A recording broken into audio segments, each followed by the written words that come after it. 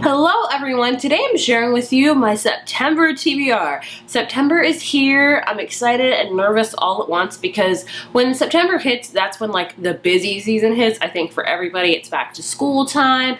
It's, you know, kind of the start of like the holiday season. Things just get a little bit hectic, and that's also started the busy season for like my weddings. Like I usually am pretty busy in the spring and in the fall, and I have like 4 weddings this fall. So it's gonna be a fun and exciting and very, very busy season. Also, with that is a huge release for books this month. So I feel like every single year, May and September are the months where book releases are just insane. The books I'll be reading this month are new releases and some of my most anticipated releases of the entire year. So I'm very excited to read. I've been somewhat in a slump this past month. I think the Booktubeathon, as always, kind of revs me up for reading and then kind of winds me down, so I'm kind of getting out of a slump, but I know I can break past it to get through these amazing new releases. So I'm going to show you what books I'm planning to read this September. The first new release book that I want to read this month is Tower of Dawn by Sarah J. Maas. This is the 6th, I forget, book in the Throne of Glass series. This is going to be all from Kale's perspective. This is pretty much a Kale-centric book. So in the last book, Kale was not in the book at all, and I missed him honestly because I really enjoy Kale as a character. Not a lot of people do. You either love Kale or you hate Kale, and I know a lot more people tend to hate Kale than love him. I fall in the opposite category. I love Kale, so I'm very excited to see what he was up to during the events of the last book. So I'm very excited for this book. Not a fan of the cover because I don't feel like it goes with the theme at all. I'm very, very excited to read because I'm a Kale girl. I'll just say it.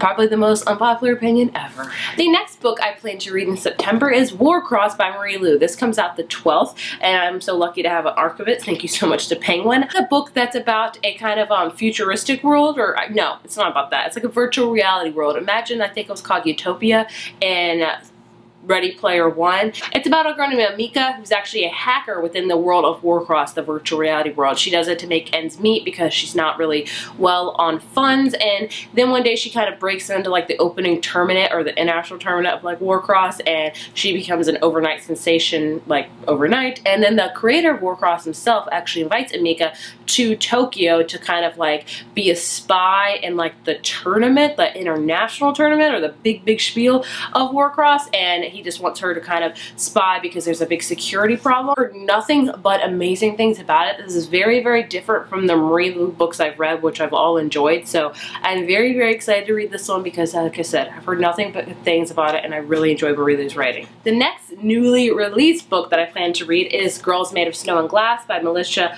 Bashardost. I want to say I went kind of out of order. This actually comes out on the 5th, as well as the next couple ones I'm talking about. This one says this bloody chamber meets Frozen in this fantasy feminist fairy tale. Basically, this is like a dark retelling of Snow White, if you will. We have the stepmother, you know, kind of the evil queen. Her name's Mina. Her mother is dead. Her dad is a magician, and her father actually replaced her real heart with a heart of glass. So that's why she's kind of evil, if you will, because she's never had a real heart. She wants to be the queen and wants to fall in love with the king, and of course you can guess what happens. Then we have the point of view from the daughter, Snow White, quintessentially, whose name is Lynette. And Lynette actually learns that her father had her created to look just like her late mother by a magician, like made out of snow. So she's made out of snow, and then the queen's made out of glass. So basically you can guess what happens from there. It's a very, very dark retelling of Snow White, which I'm down for. So I'm excited to read this one. It's definitely perfect for like the fall vibes because it's kind of spooky and eerie and kind of creepy. So I'm excited for this one. I don't know if this is her debut novel. Yes, this is her debut novel, so that's awesome. I haven't read too many debut novels this year, so I'm excited to read that one. And the other one that I want to read that comes out on the 5th is Feral Youth. This is a collaboration story, or like an anthology. It's a whole bunch of stories. They have a whole bunch of authors. I think the primary one, the one that's edited by, is Sean David Hutchinson, and this is like kind of a take on Canterbury Tales, if you will, which I don't know if you read that in high school. I had to read it, and I was actually one of the few that enjoyed it. Kind of all about where this wilderness camp which all these kids get sent to. It's kind of like the last ditch effort. All these kids have kind of done wrong things. They've been in the wrong.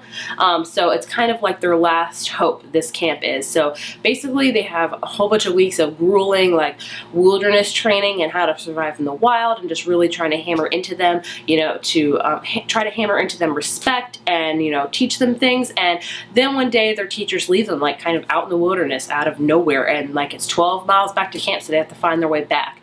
Mixed in with that, all these kids have to tell a story, I believe, and there's a cash prize. I don't know how that kind of flows with the actual plot of the book, but either way, you can guess if there's 12 different kids, I'm sure there's 12 different short stories, and they kind of all intertwine.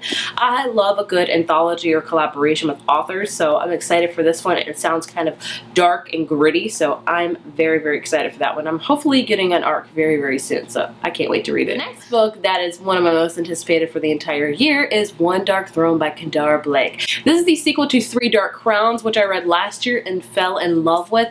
Since I can't tell you what the second book is about, I'll tell you what the first book is about. It's about these three sisters, and they are separated at birth because every generation, three triplets are born, three sisters are born, and they get kind of sent away to different places, and they each have magic in them. One girl can ingest poisons without having any problem. One girl is like nature. She can really flow well with like flowers and nature and animals and things like that. Other girl is very, very crucial to elements. She can control the wind and the fire and things like that. So basically these girls are separated until the age of 16, when it's like the fight to the death, and whoever is left standing will become the next queen. This is all a matriarch world where girls rule, like girls have always ruled, so that's really, really awesome. And it's also a great like political novel where you have all these different intrigues of girls trying to be the queen, and it's just a really, really amazing book. It's a slow burning book, I will say that, so give it time if you read it. But either way, I am very, very excited for this one. I thought this was going to be the last one, but I think it's a quartet now, so I don't know if, I think the author said like by the end of this novel, one girl will be sitting on the throne, so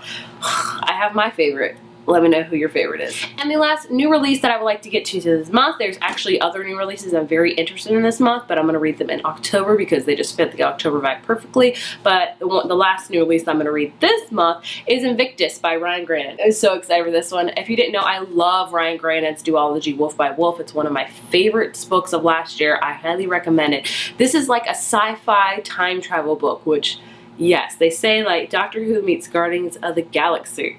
This is about a guy named Faraway, and Faraway was born outside of time, and basically in this book he has failed his like last effort at a time traveling exam, so he gets stuck aboard this ship with a lot of his crewmates, and they are kind of illegally smuggling things, and he gets into this one thing where he actually goes back to Titanic sinking, and he steals some things, and he meets a girl, and she takes them all on an adventure. I don't know much about it. I don't need to know much about it because I trust Ryan Grannon, and I've heard amazing things about this book, so I'm very, very excited to read it. I love a good sci-fi book, and I have not read nearly enough sci-fi this year, so very, very excited to read it. So that was 6 books I mentioned that I would like to read this month. That's doable for me, but like I said, I've been in a slump, so I don't know. I am adding a 7th one just in case I'm feeling fancy and gonna do it. The one I would like to read is The Last Magician by Lisa Maxwell. I got this in my lit Joy crate a couple months ago, and I don't know, it screams fall to me. It's all about a magician and magic and things of that nature. I've heard good things about it. I thought this was a standalone.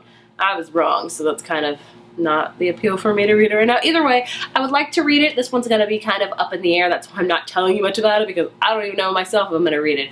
I'm going to try to read it. We'll see how it goes.